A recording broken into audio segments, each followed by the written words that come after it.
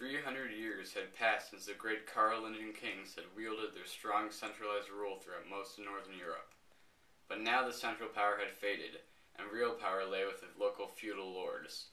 The lords were always hungry to extend their power wealth, and they fought with one another constantly, doing great damage to the land and to the people. The Holy Church was the one fixed power that both lords and peasants recognized. In 1095 AD, the church was ruled by Pope Urban II. Urban came from a powerful feudal family, and he knew how to inspire soldiers and rulers. At the same time, the growing power of the Muslim Turks threatened Europe from the east. Indeed, the Byzantine Emperor Alexis had called upon the Pope and the lords of Europe to help him against the Turkish onslaught. Urban saw that in one great action, he could provide for the lords and their extra sons something to fight other than one another, could provide for the peasants a chance to serve God directly, and could protect Europe from the horror of Muslim invasion. He would declare a crusade, to take the fight to infidels and to reclaim for God's church and people the holy city of Jerusalem and the holy sepulchre, burial place of Christ. And so we find Urban exhorting the people and the Lord to take up the cross and the sword. I present to you His Holiness Pope Urban II.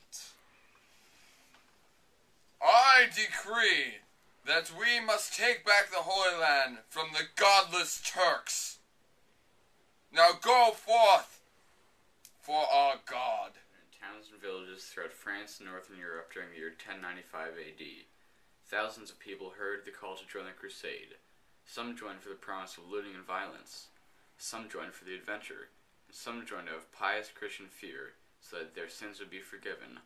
All soon forgot that the journey to the Holy Land was long and treacherous. Oh, hey there, Jack. Hey, Tommy. What seems to be the matter? Well, my wife died last week. Oh, that's terrible. Yeah, she worked herself to death. It's a shame.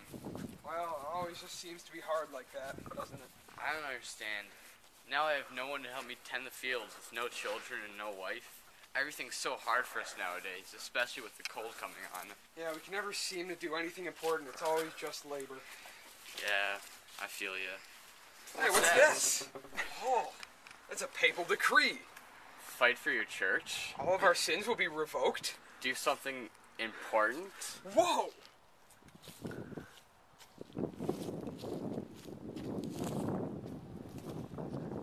That's good. Do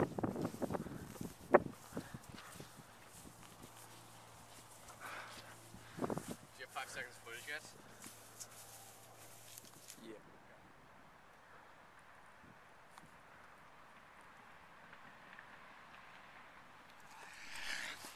Come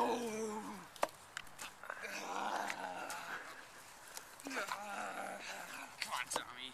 Oh, we'll never make it. This is for God. For glory. Back Chris up.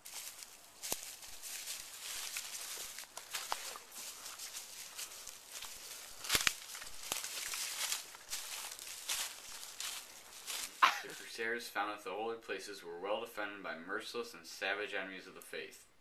Relentless and bloody combat was the lot of the Crusaders. They fought their enemies day after day until at last infidels were vanquished, and the holy places were again safe and free.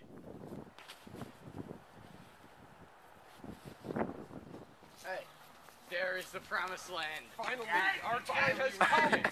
Oh, look at those dirty heathens. Finally take back our land. Hello, heathens.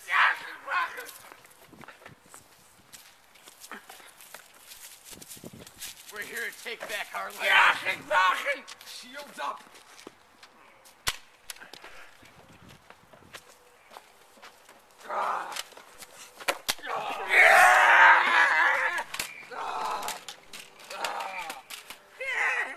Take back the castle for God and for glory.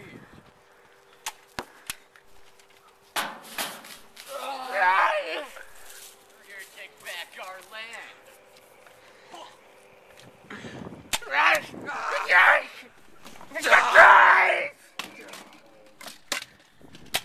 Oh.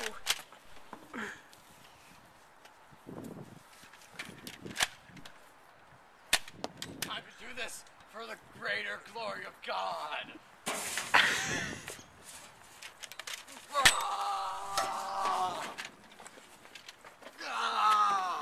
Victory! Crusade was largely successful, although the recovery of the Holy Land was not permanent. Over the course of the next 3 centuries, further crusades were organized, some of which succeeded and some failed terribly. All cost a great deal of bloodshed and suffering.